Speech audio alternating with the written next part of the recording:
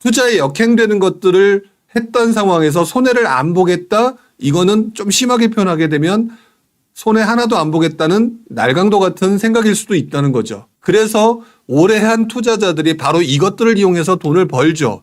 하지만 그렇지 못한 분들은 이것들을 이용해서 큰 손해를 보기 마련입니다.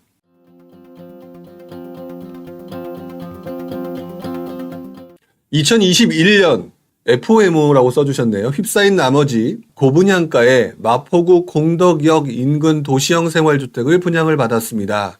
현재 마피 1,000만 원까지 매물이 올라와 있지만 거래는 전무한 상황입니다. 시장이 살아나면 분양가 이상으로 매도할 수 있겠지만 그동안 다른 물건의 시세가 아파트가 되겠죠? 오를까 걱정이 됩니다.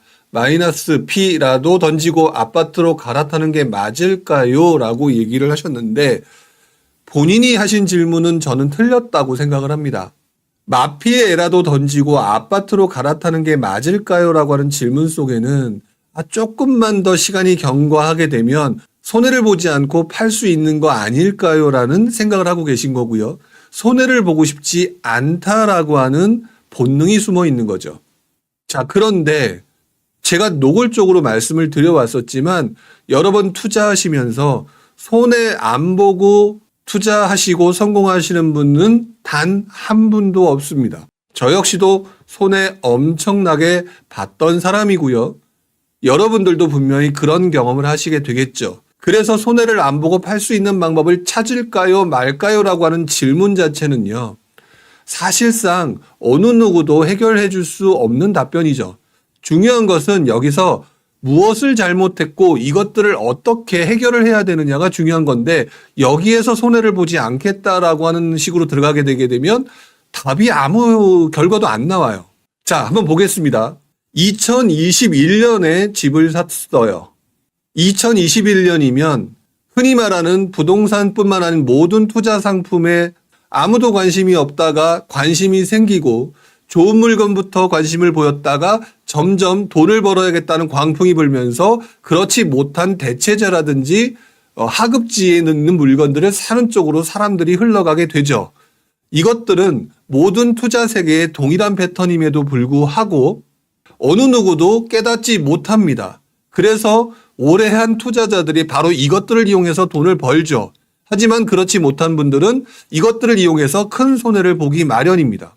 이게 냉정한 투자 세계의 진실이죠. 자, 그런데 보스코님이 무슨 행동을 하셨냐면 2021년에 가장 사람들이 달아올랐던 상황에 고분양가의 아파트가 아니고 흔히 말하는 도시형 생활주택이라고 하는 그러면서 뭔가 속았을 거예요. 입지가 좋은 공덕역이라고 하는 것에 포장지에 쌓여있는 허접한 물건을 받은 거가 되겠죠.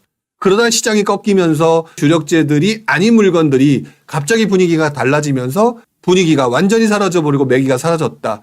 그래서 지금 본인이 겪어 있는 이 상황은요. 첫 번째, 투자의 기본 본질에 역행하는 투자를 했다라고 하는 것들이 결론 나 있는 상황입니다.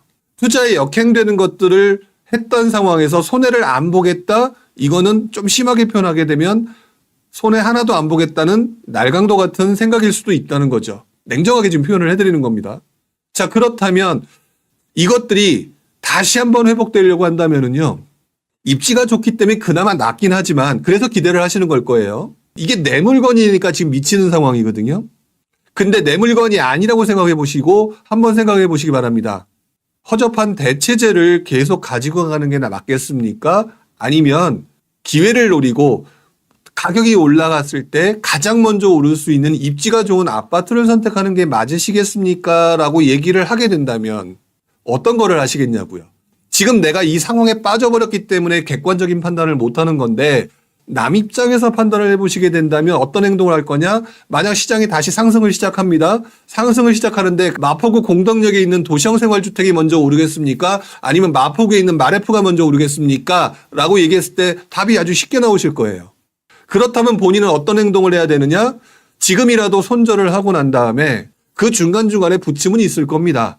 팔았더니 조금 올라가는 느낌이 있네? 하지만 큰 그림으로 보게 되면 냉정하게 다들 알고 계시잖아요. 마레프가 더 좋고 다 잘 알고 계실 거 아닙니까? 바로 이렇게 대다수의 사람들이 좋아하는 것들을 선택을 하셔야 되겠죠.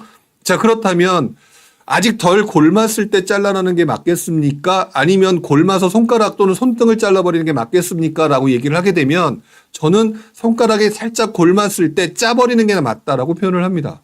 그래서 마피에라도 던지고라고 얘기하는 그 문제가 굉장히 나한테는 크고 속상해 보일지는 모르겠지만 다음번 단계에서 또 무슨 단계가 나오시는 줄 아시나요?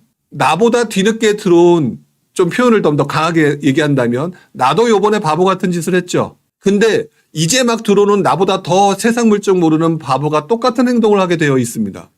제가 보는 관점에는 저 역시도 20년 전, 30년 전에는 누군가 보기에 바보였고요. 그 바보가 조금 더 기회가 생기고 능력이 생기고 세월이 생기면서 저보다 더 바보를 이기면서 투자를 해온 것이죠. 자, 보스코님 같은 경우는 손해를 안 보겠다라는 생각을 전제해 두시면 절대 안 됩니다. 손해를 보겠다. 하지만 적게 보겠다. 왜? 내 물건이 투자의 기본 패턴과 완전히 벗어난 반대의 상품을 하신 거기 때문에 적게 손해보고 나중에 크게 벌 수 있는 것, 그것이 과연 나중에 가능하겠나라고 생각하겠지만 시장은 항상 새롭게 등장하는 초보자들에 의해서 시장들은 반복되는 모습들을 보입니다. 여러분 지금 나는 바보다라고 자학하실 수 있겠지만 시간이 지나면 자연스럽게 나보다 더 바보가 세상에 나옵니다. 근데 그 바보들이 바보인 줄 몰라요. 왜? 똑똑한 줄 알고 있거든요. 본인도 그렇게 생각하시고 나름대로 고민해서 사신 물건인데 제가 지금 바보스러운 행동을 했다라고 지금 얘기를 하고 있는 거잖아요. 근데 저 역시도 20년 전에는 저보다 훨씬 더 뛰어나신 누군가에 의해서 바보 취급을 받았던 사람 중에 하나야라는 거. 자, 그 부분을 생각을 해보시기 바랍니다. 자, 그렇다면 조금 더 냉정해 주셔야겠죠? 지금의 약간의 손해는 나중에 나한테 엄청난 이득으로 나올 수 있고 그 다음에 이 패턴을 꼭 지키셔야 된다. 투자 세계에서는요. 상승이 시작되고 난 다음에 그 시점에 입지가 좋은 물건의 대체지가 아닌 주력재를 사셔야 된다라고 하는 원칙을 견지하시면서 나중에 그 물건을 사더라도 나보다 더 바보가 등장하는 그 투자 세계의 패턴을 이해하신다면 자연스럽게 돈을 벌 수 있는 기본 패턴을 이해하시게 되죠.